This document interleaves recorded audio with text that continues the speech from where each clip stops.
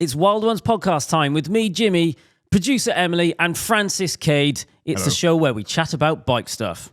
Hello to you two. How's it going? Pretty good. Thank you. How are you? I'm good. I've had a very busy 7 days, and I feel like I need some time to catch up on sleep. Excellent. Yeah. I'm just getting over all the excitement of everything breaking and the cable in front of us breaking and having to unplug it and accidentally spitting in it and then kissing it, which was Emily's idea for fixing the podcast setup, and it worked. And did it work? Yes, Yeah, it it did. Wait, do I sound quiet? I do sound quiet. Test. Is it broken still? Try kissing it. No, I sound weird. I sound broken. Back on. Let's. What have you been up to, Francis? It's not very secret, but I found Secret Santa for next year.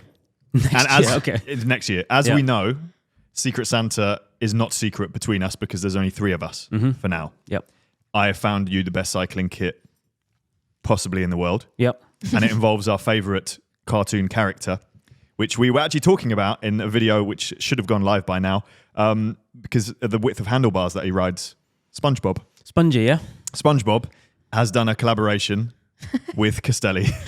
Wow. And he has put his own image on Castelli's new cycling kit. Yep. And it looks pretty sick, if you ask me. You know what? Joking aside, I wouldn't wear it because it's got a giant SpongeBob on it.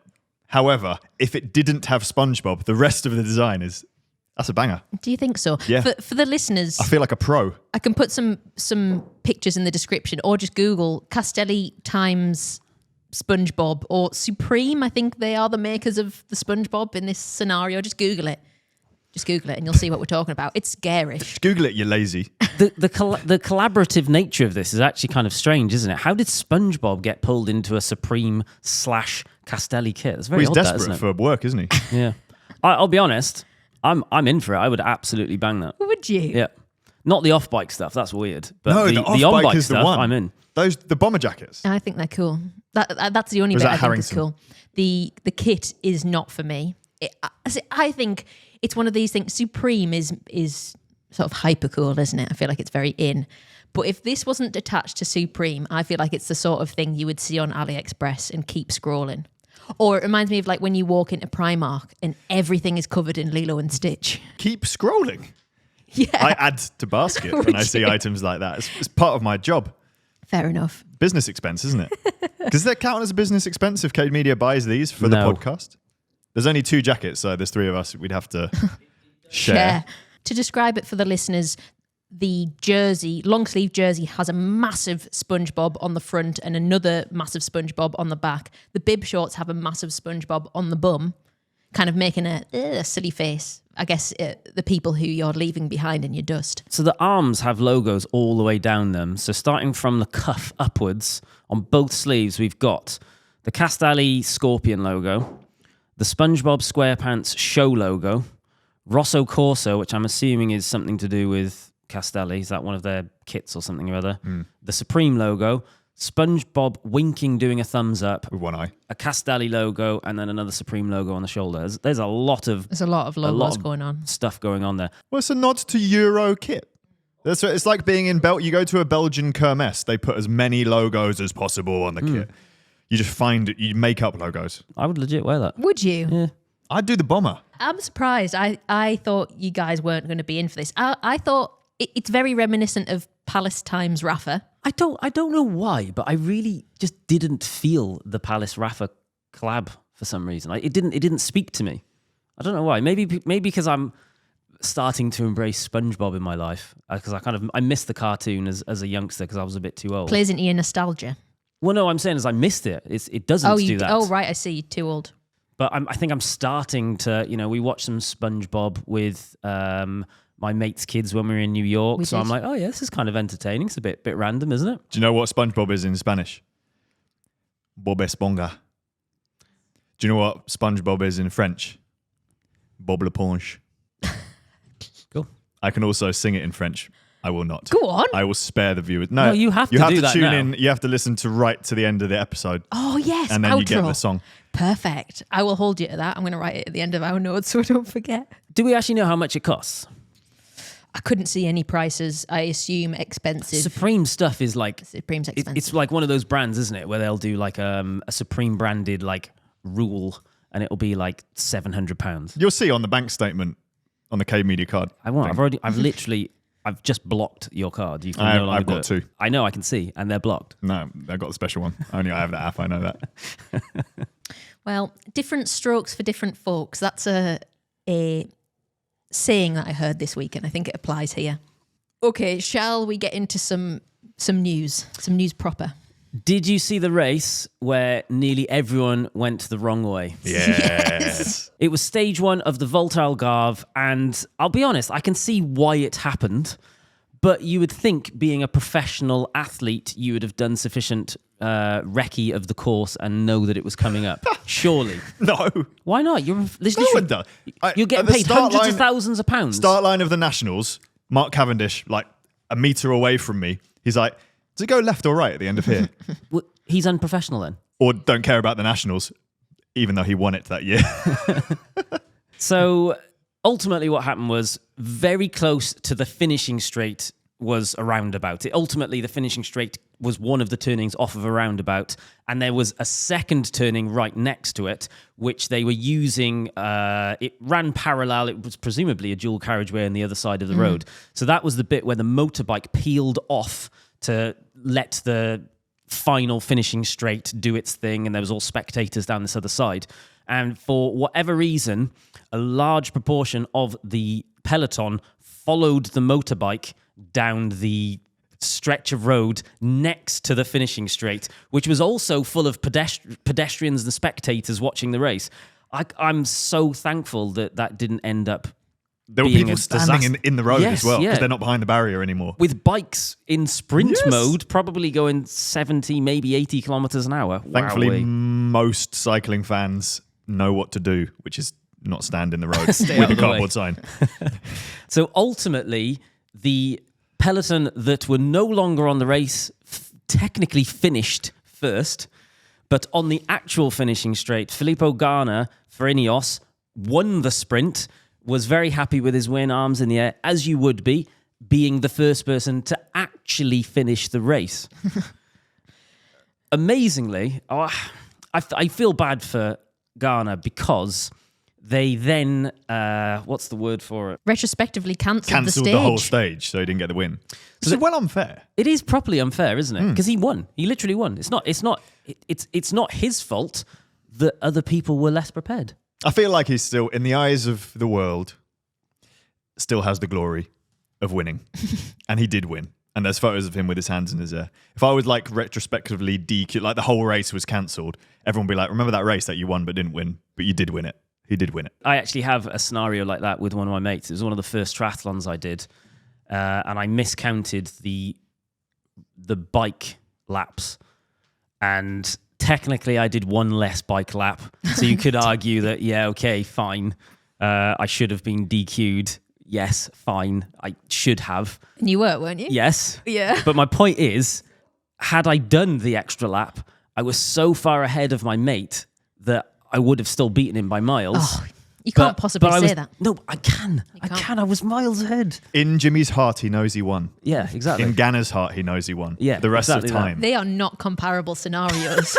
That is like the rest of the peloton on the other side saying, "In my heart, I know I won." You did one less lap. And in my heart, I know they won.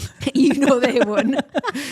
The best bit about this scenario, though, is because they didn't actually finish the race, for them to be able to continue in the race for the remaining stages, they all had to make their way back, climb over the barrier. Or had they not cancelled it by this point? I guess they hadn't cancelled it by this Yeah. point. So they all went back, climbed over the barrier, and then went over the finish line. To be fair, I completely understand. You just follow the motorbike, and by the end of a bike race, you're just following the motorbike, or you're following the riders in front. You're just on the roller coaster. And what if you are the rider in front? You've got to make then a you're decision. following the motorbike. But they know the motorbike always peels off. It does, yeah. But you don't know how long left. If you're And you also know spectators don't stand on your side of the barrier. Along with all of the team vehicles.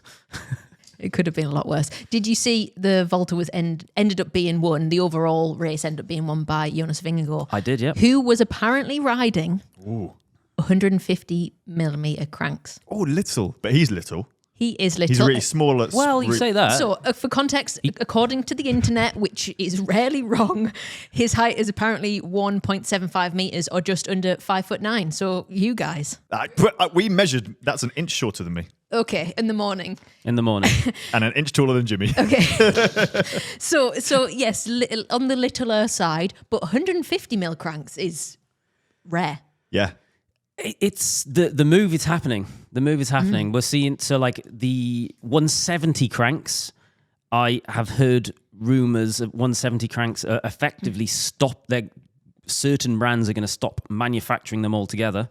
And I think we are going to see more and more smaller cranks coming through. 170s?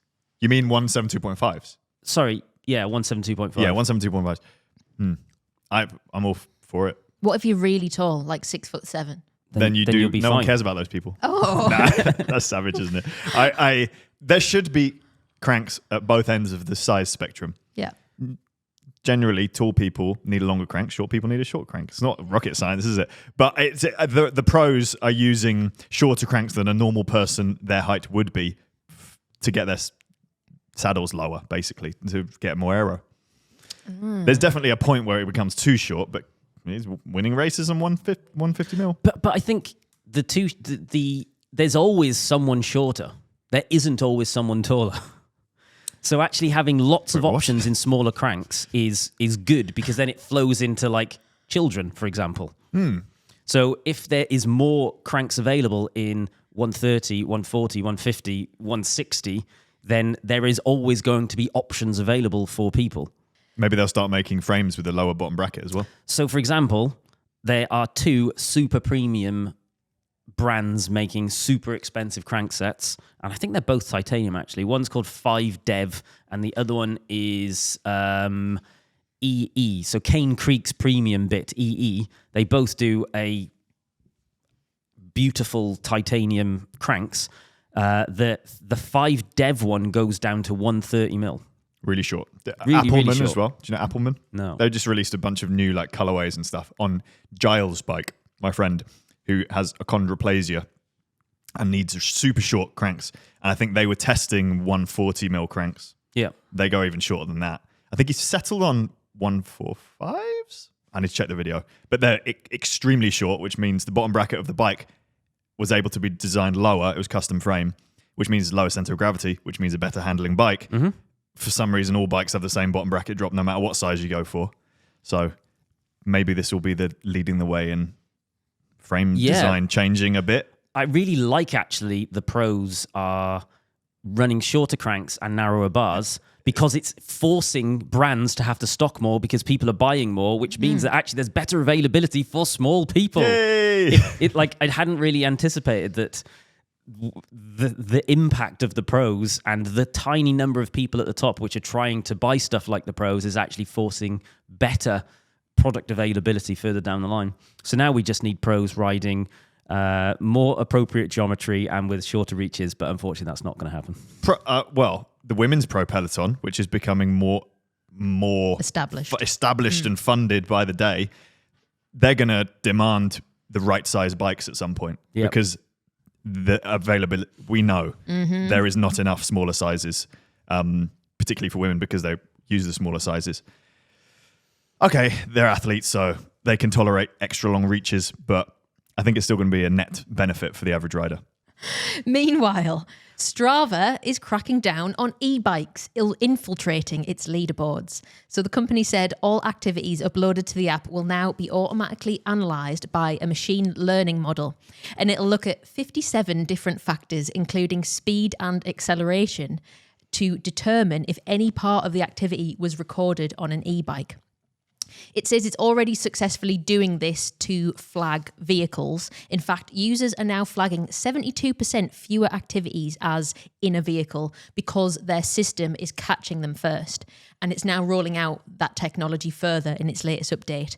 The tech will also look for run activities that have actually been done on bikes. And Strava said the aim is to keep the competition on the app fair for all athletes by removing outliers and potential rule violations.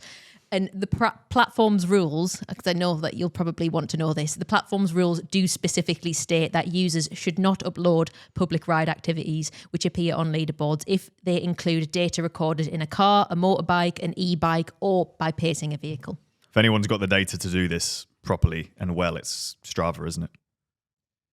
I would say because they so, can yeah. reference all of the legit KOM attempts and QOM attempts, and use that as like this is the speeds and accelerations that people do on these sections, and then train an AI. 100% of my Strava activities are done in a car. Are they? Yeah, none of them been flagged. all of your KOMs are when the Garmin's from our filming sessions are on top of the car still. Yeah. Or on the back now. Yeah. So if you're going to cheat, you just have to be very careful about it. Is that what you're saying? You have to monitor the speed per segment. I know what the average speed is for the segment, and I just drive slightly above that. Clever. Accelerate slowly so it looks like I'm on a bike. But you're going to be outsmarted by AI because it'll be smarter than you. Who do you think's smarter, Francis? Jimmy or AI? Oh, in at this point in time, right now, It's still AI, obviously. could you draw a little figurine, plastic sealed Jimmy in high quality detail? Because ChatGPT can. What or do you mean? DALL-E. Oh, are you referencing your latest I've been Roast creating My loads Ride? of Jimmys, yeah. Yeah, in the Roast My Ride video that you did, you made a lot of AI imagery, and I it was can't very remember. good. I do it all the time now. Sometimes not even when I'm at work, I just create Jimmys in different funny scenarios. I ran out of ChatGPT coins or whatever. They're like, you're not allowed to do any until tomorrow now. No more Jimmys, they told me. The problem is sometimes now you don't know what's real and not. Is that I did Action Man Jimmy, Yeah. Viking Jimmy, Oh, cool. Braveheart Jimmy. Why have I not seen these? Well, because I just can't be Just for bothered your own sending personal them. collection. I've used up all my internet Tokens. generating the AI image. Cool. Okay. Well, back to Strava. I'm sure a lot of people will be pleased by this because I know that it does frustrate a lot. I think that you're never going to be able to 100% cancel out cheating on a platform like this, or in sport in general, to be fair. But I think Strava is a much better tool for personal, like self-benchmarking anyway. Yeah, it is. I agree. And our newest member of Strava, reintroduction to Strava, Jimmy. Hello, How are that's me. you? How are you enjoying it? Do you want to talk about anything Strava related? How's your Project 400 going? So I would say my relationship with Strava and my relationship with Project 400 are very unconnected. Okay. And I say that because I do have a Strava portfolio and not a single bit of my... Portfolio. What is it? Profile? Portfolio. Profile. Yeah. Strava people would love that. If they can now call their Strava portfolio. You fucking assholes. So not a single piece of my data actually goes to Strava. They don't know how much stuff I've done. Oh, okay. So you have Strava solely to set up the Project 400 club. Correct? Exactly, yes. Okay. Correct. And that's going well, isn't it? It is, yeah. Yeah, I think it's going well. So the club itself, I think, has got like 3,800 members, and people are discussing and talking amongst themselves to motivate them. And every now and again, I go in and just check there isn't people promoting a bad impression of what being active is about. But generally, everyone's really, it's a really, really nice community, and I think it's amazing. Nice. Personally, I think I'm on about 30 odd hours in however far we've got. So I'm under to the consistent average to hit 400, but I'm okay with that. If anyone missed this is Jimmy's quest, Jimmy and Nick's personal quest to do 400 hours in 2025. 400 hours of exercise, and people were so inspired by it that they asked you to set up a Strava club so they could also do the challenge. But it doesn't have to be 400 hours. Does walking count? It can be anything you want to count towards it.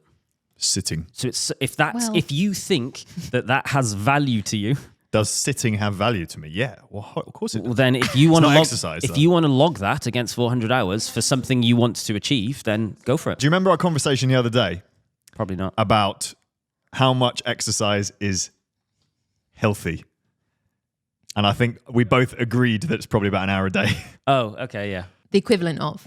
So you could do 3 hours and then nothing for the next 3 days. Is that what you're saying or no? Probably, I don't know. Someone can correct me, and there's probably some evidence around what is optimum. Like that weird guy who's trying to live to like the oldest age ever. What's his name? I don't know. He I looks can't remember. young and old at the same time. Yeah. But he's trying to live to like 120. And his regime is like strict, a bit of exercise every single day without fail. The thing is, though, the reality for most people is an hour a day is an astronomical amount of exercise. And It it's is. probably easier doing 4 in a go at the weekend and then less. It's got to fit around life, isn't it? But I think that's why I made Project 400 as a self-regulating thing. You choose what's valuable to you. So I also include, strength work, gym training. I think is fair to be part of it. 100%. Sometimes I will walk, but it isn't just like sauntering around town, just wondering what's going on in town. But like I randomly walked back.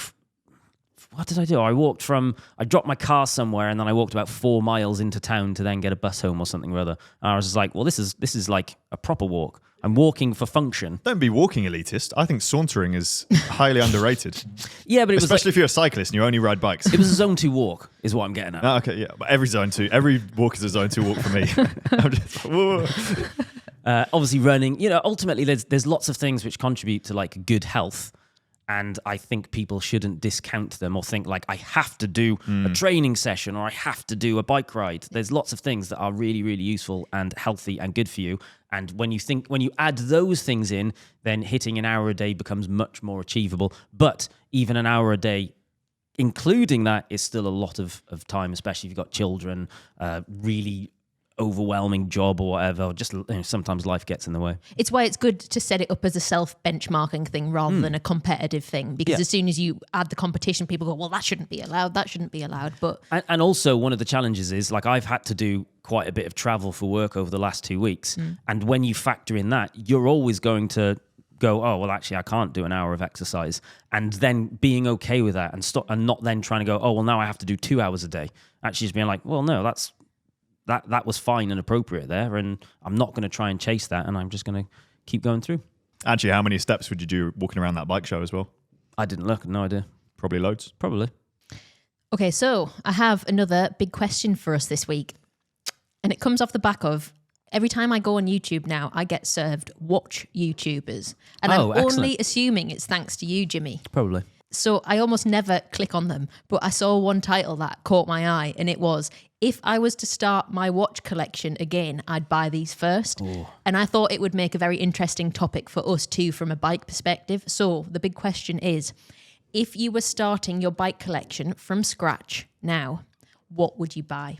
That is a great question. I really like this. And I was thinking about how do we work it in terms of money. I think what it is like it's not sky's the limit, unlimited money, everything 18 karat gold bikes, but it's not also that you have to go out and buy everything today with the money you have right now. I think it's like lessons learned, isn't it? Yeah, it's the idea of a collection is something that's built over time as well. So I think you can be thinking about this in times of like a 2-year plan, a 5-year plan, a 10-year plan. And I understand technology changes, but if you were, I guess, scoping that out from today, what would you think about?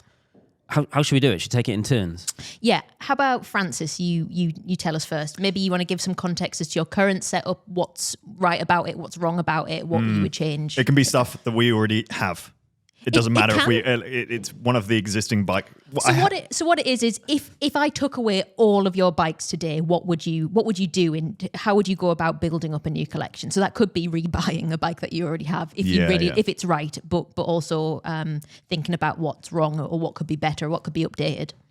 Number one would be a gravel bike with 2 sets of wheels, but the frame has to have massive clearance, at least 45 mil tire clearance, more if possible, but also a racy, more road bike kind of position. So not like what we have reviewed in the past sometimes, which have been hard tails with drop handlebars. You know, there's like really slack gravel bikes. I think I want a racy gravel bike that I can put road tires on or slicker tires, and that is the most versatile bike in my collection. And is that something you have already? No? Yeah, I have leftover from my Scott sponsor deal, an Addict Gravel RC frame, which is carbon. I wouldn't care if it was carbon or not. They do like an alloy version of the same frame, which is very similar geometry. Something like that would be amazing. All right, 2 wheels. What's the difference? Two wheels. 2 sets of wheels. One road, front, one back. One road. One front, one back. 4 wheels in total, Jimmy. One set with a massive knobbly set of tyres and one set with slicks. Both 700s? Both 700s. 1 by 2 by? 1 by. It would be a gravel bike. Yeah. Just with the option of road slicks as an emergency in some scenarios. So would you go for that Scott bike? I guess you like that bike enough that you go, well, there's no reason. Like, I know I'm going to like that bike, so yeah, fine. Yeah, I haven't ridden that many other racy gravel bikes. Yeah. The Villia Rave, that's one that I had for a few months on that, and that was really good. I don't know if the tyre clearance is big enough, but it's definitely a position I liked. Is there anything else you've seen either recently or in the past that you go, oh, that perhaps fits into that mold as well? The new Cannondale, Super X. Oh, you said the other day. But it's like £12,000. Look at the tube shapes and everything on that. It's cool. But I've got a Super X, I'll sell you. Old Super X. The new one, if you put road tyres on that, it would not look weird.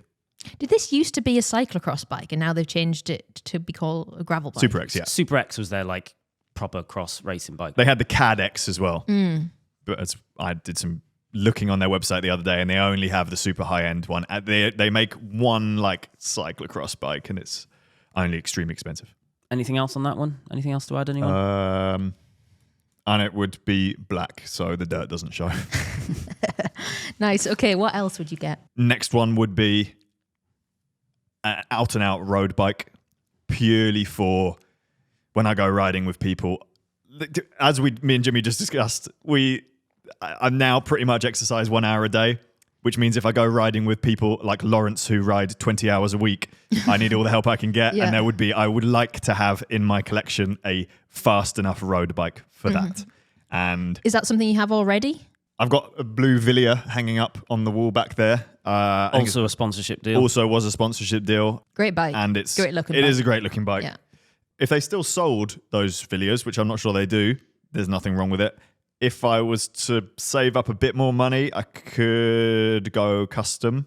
Not that I need a custom frame, like the geometry. I tend to fit most off-the-peg bikes. Fesca. I keep walking into James's shop and seeing a Fesca. There's a green one that he has there. Not in my size, but it's like really round tube, normal chainstays, classic-looking bike, but disc, so it's quite practical. I feel like I hear you talk about Fesca a lot. They have a spot in your heart, I think, don't they? They did. The reason it's been in my brain for ages is because of some outrageous rumor. It might not be a rumor. Someone in the comments will know. Is it true that you're only allowed to buy a carbon Fesca as your first purchase from them, and they will not let you buy one of the metal frames? What? I think that's true, which seems outrageous, but it's kind of funny. And that is meant it's been in my brain, so I keep thinking about them. And maybe I'll buy one day. Why would that be the case, though? Because they think the carbon is their best offering. Got it. So okay. you should have the best thing they offer first. Have you thought about wheels? What tyre sizes are you going for these days? Group sets? The widest, deepest wheel possible. Deepest. Okay, not that deep. Those Envies that we borrowed from Nick, I like those. What are they? SES 4.5s? They were really good. How deep were they? But they're really expensive. How deep do you want? When you say deep, what do you mil. want? You want? Yeah, 60 is a good size. Gone are the days where you would only ever ride. Like when I used to race, you would never ever ride your race wheels, your deep wheels, out training. You'd have a set of aluminium shallow rims to ride as your training wheels, and then you would race on tubs. But you wouldn't. But I wouldn't. When you say wide, do you mean internal width wise? Yes. At the show that I've recently been to, I was shown one of Zip's wheels, which is a gravel wheel. It's 32 millimeters wide internal width. What? It looked absolutely bonkers. Do all tyre manufacturers just go, yeah, that's fine? No, they say you need Zip tires for it, but they are working with other people to expand that compatibility. They do collaborations, right?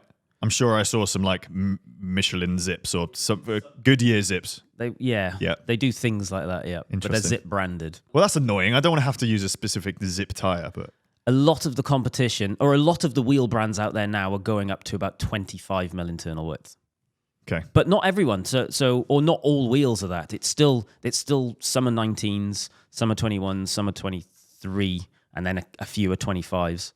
But does it? Everyone I've spoken to, a lot of it comes down to aesthetics. You know, what they're creating is a tire which sits really, really neatly and flush with the rim of the wheel. There will be technically some aero advantages, but they'll be so insignificant. But it's coming down to what people want it to look like, and that is actually having an impact on how wide they are, which I find quite interesting. Mm-hmm. Ultimately, if someone says you need a 23 millimeter internal width, you don't. But if you want it, cool. Group set on the road bike, Ultegra Di2. I'm never buying Dura-Ace. I would like Dura-Ace, but I would never buy it. Too expensive, isn't it? Same thing. Number 3, instead of my current mountain bike, which is a cross-country bike, I would go completely the other end of the spectrum and go for very long travel, at least 150 mil, 160 mil, like a naughty, slack trail bike for going to Hampsterley and riding those trails, because I think I'd just have way more fun. Ideally an e-bike as well. The best day I've ever had on a mountain bike has been on a electric Patron. Like, it was just so much fun. And that's what I ride mountain bike for. It's not to get a workout. However, the e-bike definitely, I still got a workout riding that. You just go faster. And it's just because you have fun going uphill as well. And it definitely is a massive like talent booster, skill compensator. I can keep up with people who are way better than me on the trails because it's got a little bit of a boost, and it's just awesome. And I'll probably end up riding it to work and back because it's electric. When I don't want to use my final bike on the list, which is another one I have, the e-cargo bike, which I actually bought from Jimmi. It's featured in a few of our videos in the past. It's like an Omnium Mini Max cargo bike with a big front tray on it and a 3D printed battery case, which is sealed, so it doesn't matter if it gets wet, and it lasts ages, and it's mega powerful, and it's awesome. Nice. So you're rebuying it? I would 100% get that. Yep. Yeah, it's pretty cool, that bike. That is the best bike ever. The only problem with it is that it's heavy, like really heavy. It's heavy enough that it needs to live somewhere where there's no steps. Heavy. Yes, yeah. You can get up the stairs here when the lift is broken. Sometimes I've lifted up the stairs. It's highly dangerous and should be a 2-person job. Like I say a prayer when I reach the top of the stairs every time. Cool. Sick collection. Is me next? Yes. Okay, cool. So I think I'll try and put some like watch references in as well after each section. Fantastic. You know, it's inspired by the watch no world. one cares about. Oh, you'd be surprised. So first one, I would be looking for something like everyday functionality, durable, versatile, that is essentially the bike that gets used, 90% of the time. It's got lots of options. It would be a gravel bike. It would have 2 wheel sets, one of which would be 650B with like massive mountain bike tires. And then the second wheel set would be probably something like a 38 mil semi-slick tire. So you can use it in the summer off-road or just on lighter off-roading anyway. And you can also ride it on-road and not feel like you're being held back too much. I would want it to have mudguard mounts. I would also want it to be black because it's the one that's taking the beating. And we should be friends, Jimmy. Isn't it, as well, to go back to the same point, it means when your road bike is broken, because you've ridden it into a pothole or it's being serviced or something, you've still got a road bike. Yeah. A bike that can be used on the road. You can commute on it. You can make it gnarly as if you want it to be really, really gnarly and do the mad stuff that's essentially mountain biking. But for the most riding I do isn't that. Most riding I do is on a road or on an off-road path or light trail.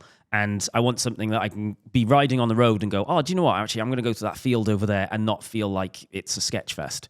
So it's just like, it can do most things, and it would probably have mudguards on it as well. I would absolutely re-buy my Howler, which is a custom steel bike made by a pal of mine called Billy, Howler Frameworks. I absolutely love it. But I would just I would do the whole build process of it differently. I originally had it set up in super Nick Vieri gravel style mountain bike mode with a dropper seat post and all of this kind of stuff. I wouldn't do that. Normal seat post, or ideally a carbon seat post. It's already got super narrow bars on it. I definitely would change the SRAM Force shifters that I have from the old ones to the more new ones, which are much more ergonomic, or even rival shifters. I don't want the red ones. Can I change my answer? For the first bike, I want it to run a dropper. I want it to have a round seat post and run a dropper, so I wouldn't get the Scott. Because it's proprietary. You always wanted a dropper. And I want a dropper. I want a dropper on my gravel bike. Right. I think that's for descending on that is fun. Way more fun. For someone which has had a dropper seat post on a gravel bike, I categorically didn't need it, and it ended up just annoying me. Different types of riding. The only reason I actually ended up liking it was a backup battery.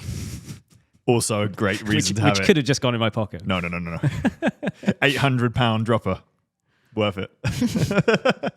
And thankfully it sold for not far what I paid for it. Oh, I was going to say, can I buy it off you? But no, long gone. It won't fit in my seat post hole anyway. It would definitely have. So I've got the X1, the SRAM X1. It is X1, isn't it? Rear mech, which is a mountain bike rear mech, and it's got a massive 1050 cassette on it and an Ingrid crank, and I would absolutely keep that stuff.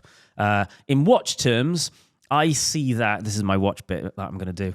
I see that bike as the equivalent of a sports watch. So in this case, what I currently have on my wrist, which is a Garmin 265S, which is small enough that it wears and feels like an actual watch, and it has a normal watch face on it, but it does lots of good stuff. And in terms of mechanical watches, probably something like a Hamilton Khaki Field or a Seiko Field watch. I've heard of Seiko. Yeah. Good. I bet they're good watches. Next, my bike, which would represent 9.9% of the time, which is, and funnily enough, very similar in vein of Francis, a proper pure road bike. So something that I would probably have 32 mil slicks on it. It would look like a proper road bike. It would almost certainly have fancy paint because I love a bit of unique paint on it. Or it might be just like completely white. I love the Sato Asola, I think it's called, which is their like lightweight hill climbing bike, but it is astronomically expensive. I completely and utterly would not rule out aluminium, so I'd potentially look at Standard, who do some really, really cool stuff. Although I was actually this morning looking at an email that we received from a French brand, which are called Masacan? You're part French. Would you say Masacan? Masacan. Was that your French accent? That was yeah. Just say it quietly, and then people can't hear whether you've got it wrong. Okay. Or really fast. Masacan. Yeah, perfect. Massacan. So I only know what I've looked on their website in the email they sent us. They have a really cool brand. They communicate in a really interesting way. They actually do. So they were doing alloy bikes, or they do off the peg alloy bikes, but they've introduced recently a carbon bike called Carbonara. Because it's made in Italy. Which is an Italian-made carbon bike. It is exclusively available in custom geometry or with custom paint. Name. And it costs £2,800. So that has definitely piqued my interest. And it's very traditional looking as well. Maximum tire clearance 32, which is perfect for what I would want it to do. Frame set, yeah. They do also do custom builds or full builds as well, I think. But £2,800 for a custom carbon Italian-made bike. That's enough for me to want to know more. So I'll probably get in touch with these guys and see a bit more. Yeah, shout out to Thomas, or Thomas, maybe, if it's French, who's a long-term listener of the podcast and emailed in this week about Masacan. Is it his business? It's his business. Yeah. Oh, wow. Oh, I didn't realize You that. didn't read the email, Jimmy? I went straight to the bike specs, I'll be honest. I skipped a lot of it. Wheels-wise, I've recently seen the Scope Artex wheels. Have you seen these? They've almost These are got the like high-end ones? Yeah, like a lizardy right. skin thing on it. I absolutely want them, but I would not pay the money for it. I am very much into the idea of running Campag wheels, which are the most beautiful wheels in the world, with non-Campag group sets, which will trigger many people, but I don't care. I actually think the Scope lower end wheels, which have the bigger white logos on, are a cooler looking wheel. Because as we know, big white logos on wheels, spinning round. Logo-wise, yes. But have you seen the Artex wheels in the flesh? Only very far away when Nick has been fiddling with them in the corner. They're just, ooh, hello. Yeah. And I think I'd probably, similar to you, I'd run it 2x Ultegra just because it's a good balance of it's light, it works really good, it looks super, super sexy. I don't need it, but I would want it. In terms of watches, this represents something like a Grand Seiko GMT Quartz. Modern classic, insanely accurate, got enough features that it gets a very specific function done, date function, GMT, etc., etc., etc. And from a manufacturing perspective, from an artisan perspective, it is like a beautiful, lovely thing that is modern but very well made. And my final bike, for the 0.1% of the time, something special. I've talked numerous times about a Marco Pantani race bike, so that is definitely still in the mix. Or something like a Graham O'Brien washing machine bike. So for anyone which doesn't know, Graham O'Brien is a legendary Scottish bike racer.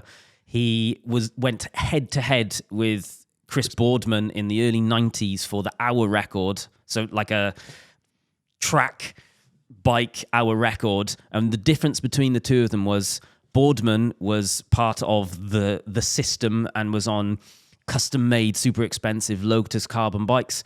Graham O'Brien built his own bike using bearings and parts from washing machines and this and that, and was not only competitive, was beating Boardman, and their records were going back and forth. So as a piece of history, I would love to have O'Brien's 1993 hour record bike, which I wouldn't ride. I would probably, for lols, You like turn up it and down back the into street. a washing machine. Yeah, exactly. Or something like the actor Robin Williams, who I absolutely love, was obsessed with bikes, and he had a collection of hundreds and hundreds of classic bikes. So anything that Robin Williams owned, because it will be unique. It would potentially, well, he had Marco Pantani's race bike, so I could maybe even tick off two of these things with one, which would be interesting. Sounds very expensive. Probably, yes. Which is why the watch reference to this would be a vintage Omega, perhaps, or if I won the lottery, Vacheron Constantin Historique 222, or the 1922, which if you are a watch person, you will know that those are astronomically expensive but incredible watches. Cool. I bet you're very pleased with yourself that you managed to get in some watch references. I'm honestly, this is the best podcast Jimmy, ever. he wishes he just had a watch podcast, but I don't know anything about watches. So. No, we can't contribute. I don't know enough, unfortunately.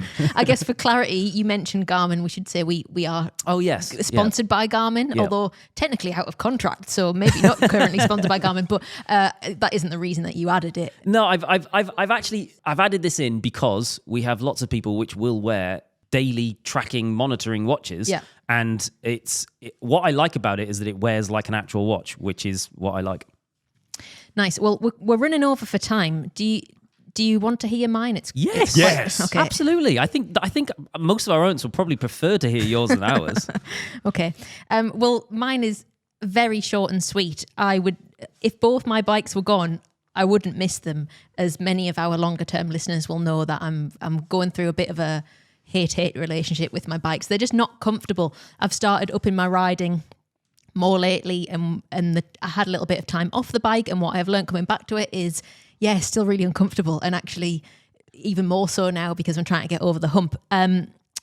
So I was thinking about it, and what I actually want from my collection is not a collection, but one bike to rule them all. I want an N-1. I bought the road bike at a time when I was only riding road, and gravel wasn't really even a marketing thing at that point. And then it became a marketing thing, and I was like, oh, I'll buy one of them. And also we moved up to the northeast, and there's lots of like hard compact gravel, very light, easy gravel.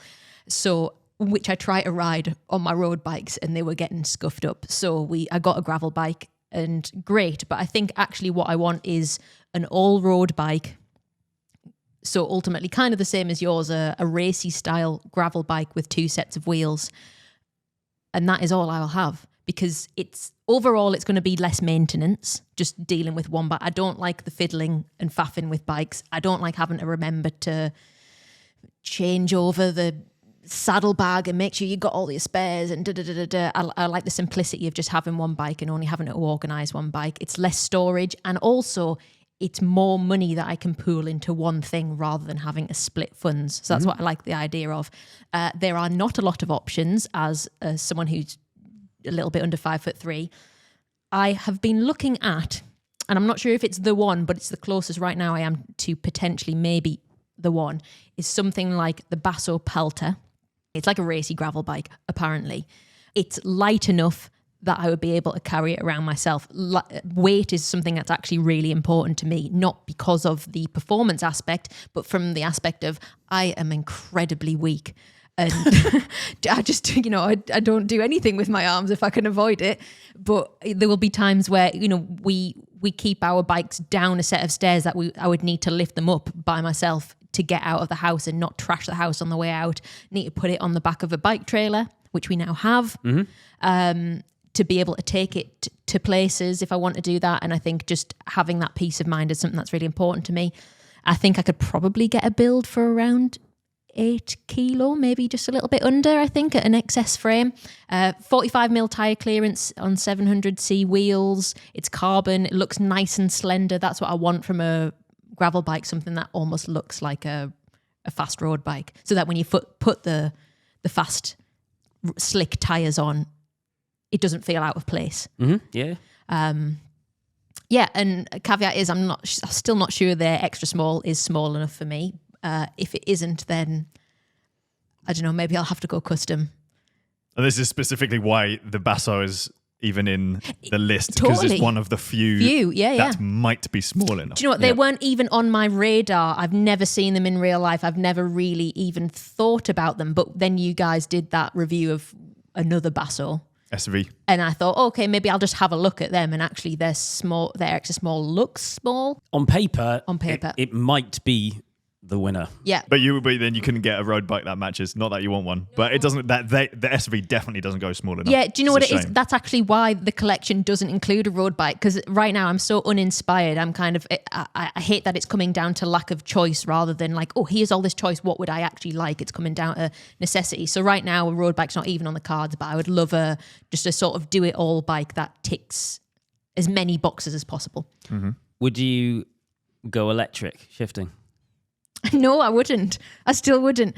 It again comes down to the maintenance of it. I'm such a disorganized, forgetful person, and I hate having to charge watches and charge phones and charge bike computers and all of that kind of stuff. I'm not willing to add another chargy thing. And I understand that it's basically never an issue, people tell me, but it runs out at some point and I will not be the person that notices it runs out. I know we have the same brain.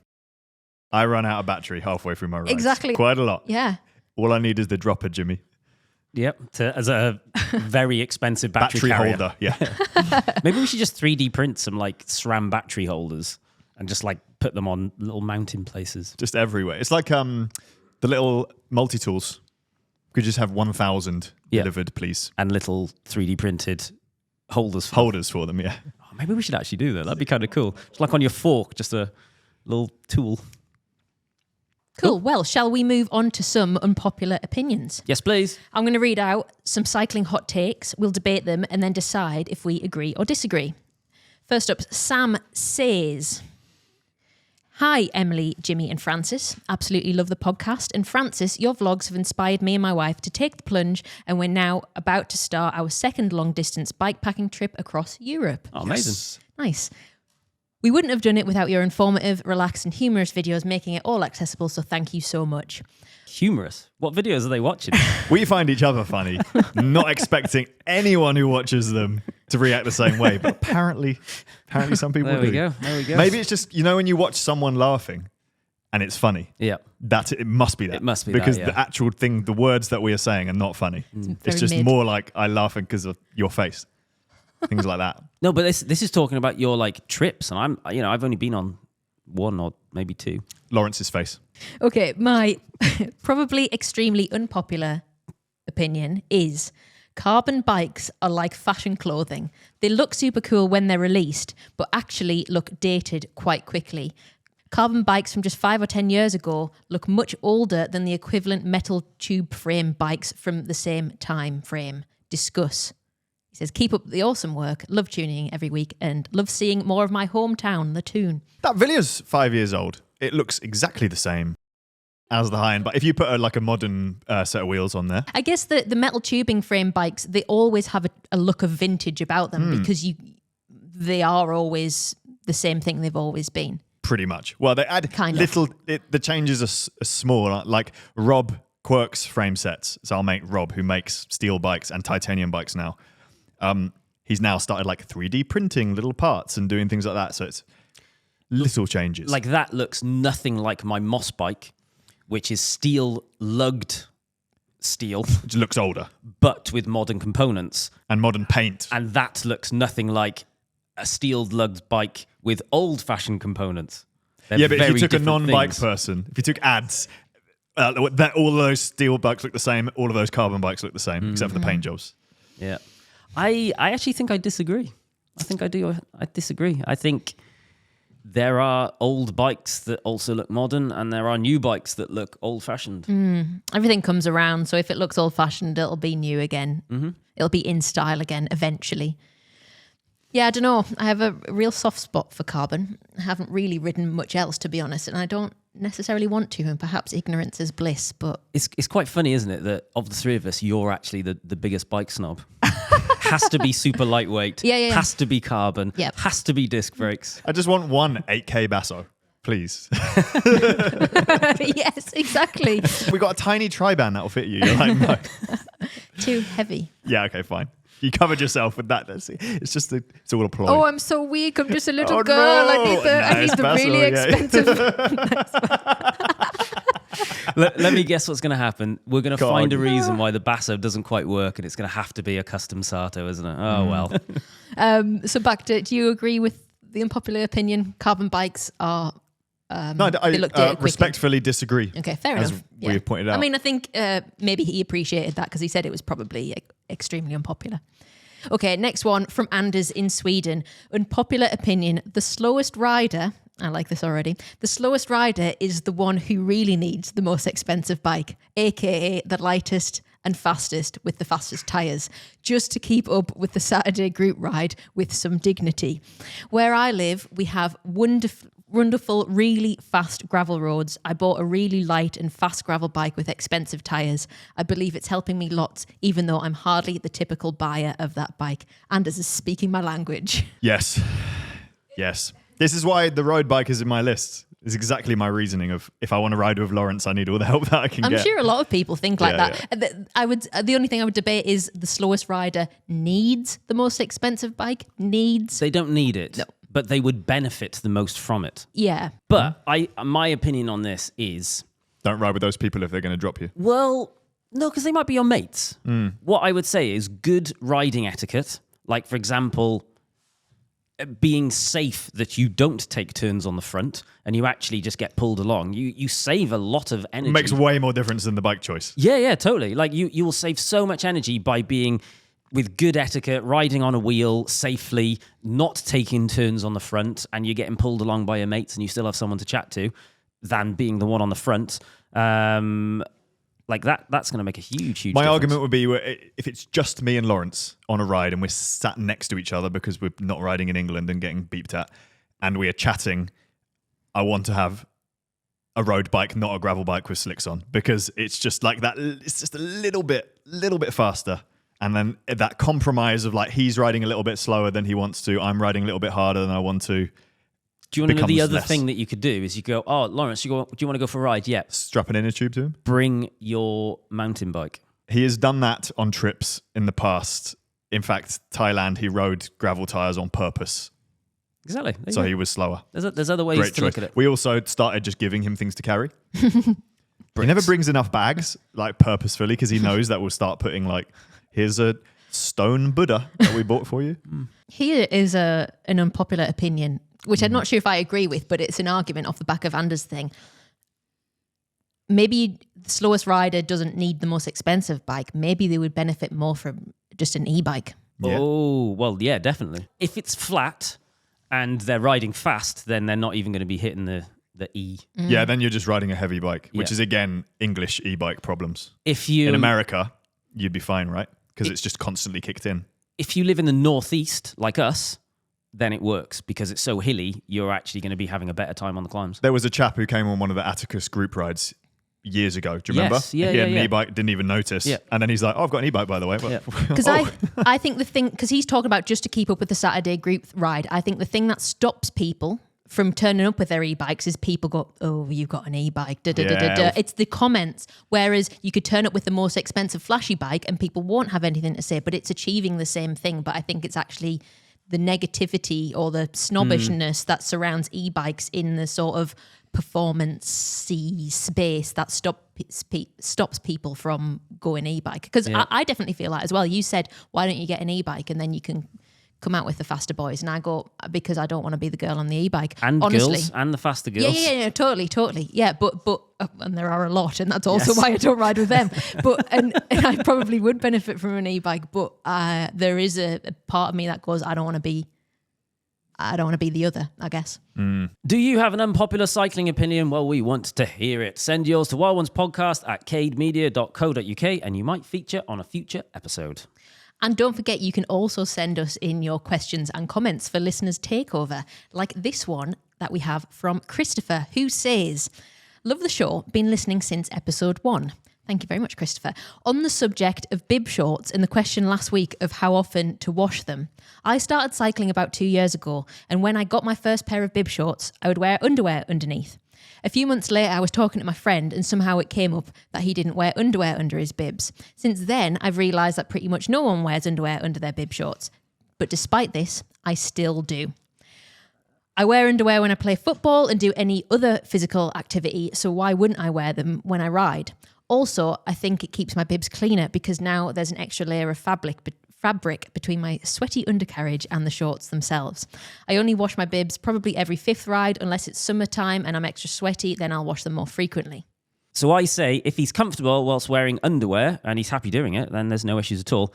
I, in fact, don't always even wear bib shorts. Ew. What? Well, sometimes I just ride in trousers. Just completely naked. I thought you meant naked. That was a Naked? weird joke. Bottomless party. No, I think if your bike fit is good, you probably don't need bib shorts on all your rides. I've tried that a few times, riding into work in the summer and just get a sore ass. Go back to bib shorts. I think, yeah, obviously a lot of people are not wearing underwear because they feel it's more comfortable because you haven't got loads of seams and stuff like that. Otherwise, you have a lot of rubbish potentially of seams and extra fabric. But I guess if it works for you, then Yeah, there's no issue. Cool, Don't let anyone tell you that you need to not wear underwear. If it works, it ain't broke. yep. Shall we move on to the last listener's takeover, which is from Mick in Australia, who says, love the podcast and your style of banter. Think Emily must be a very patient woman. It is nice that people like our absolute carnage, isn't it? We just play a role though. I have to be the organizer in this sense. You are literally the organizer Yeah, only of of this thoughts though. and items. And then in our private life, Jimmy's the organizer of me because I'm so disorganized. You just have to, it's give and take, isn't Like the special room in your house, which is just washing. it? We don't talk about that. We close the You door. can beep it out. It's my flawed robe. Wait, you don't talk about it. Yeah, no, we don't. No, we can talk about it. It's why it exists, so I don't have to witness it. so we don't break up our happy relationship. Yep. Mick says, I'm more than envious of Francis's lifestyle. I have a bit of an understanding how podcasts and YouTube are monetized, but I'm struggling to see how Francis does what he does while leaving Jimmy and Emily to do all of the earning. Is there a family fortune?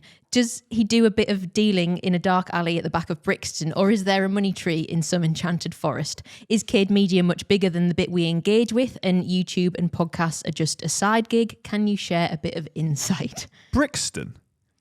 Yeah, it would be a It's long Biker journey. Grove, isn't it? It's Biker. Sadly, no. I assume what he's talking about here is the trips, because I get to go to Thailand and ride for a month, and India and ride for a month, and what else I do? Malaysia. Almost deleted from my brain what I'd done. And it looks like, and mission accomplished. I want to make videos during that time that look like I'm having an amazing time because Sell the dream. probably, what is always missed out there is You are having a good time, I am having a good time. but it's a beast. It is harder work than being back here for sure. And this is just normal, like working. Well, I say normal. Working 7 days a week is probably not normal, but I enjoy doing that. I always do a bit of work every day.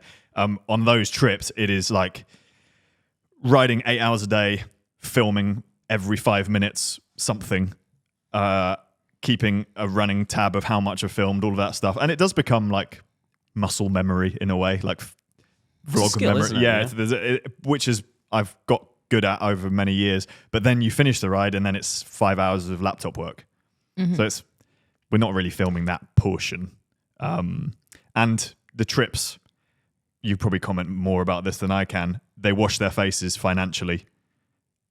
They make money. That's the point of doing them, as well as having a great time. Like, it's... Yeah, I guess to answer his question, the podcast and YouTube are big enough to sustain us. And it's interesting, the idea of Francis gallivanting away while Jimmy and Emmy are left to do the earning. I think, what people see of me is always sat behind a desk, being very much it's almost like a fourth wall break. You wouldn't usually see the people behind the scenes. And how we've set this up is you get to see my job behind the scenes. And I talk about having put this together and editing it. But actually, I only work 3 days a week. But people get to see... the output shows the work I do, I guess, whereas the output of your contribution shows you being in lovely places or, working from America sometimes.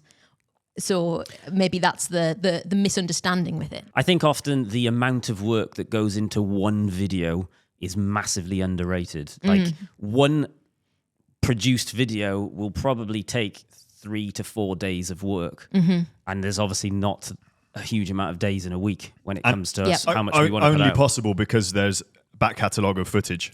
Exactly. As well. Actually, yeah, your contribution to building such a great back catalogue, which is, all of the videos that Francis has done, you call it evergreen content, which means it's not tied to a direct news event, and therefore it makes sense. People could watch it in a year's time, in 2 years' time, and that keeps generating revenue. So you building up a great back catalogue contributes significantly to you being able to employ us and continue to build it now. And it's a bit of you get the ball rolling and it continues to roll, doesn't it? And one day be able to work less, which I'm not fussed about doing. I'm young, relatively, 32, and I have a real passion for making videos about cycling, and I love doing it. So there's no reason to stop that unless it started to take away from other bits of my life, which it doesn't.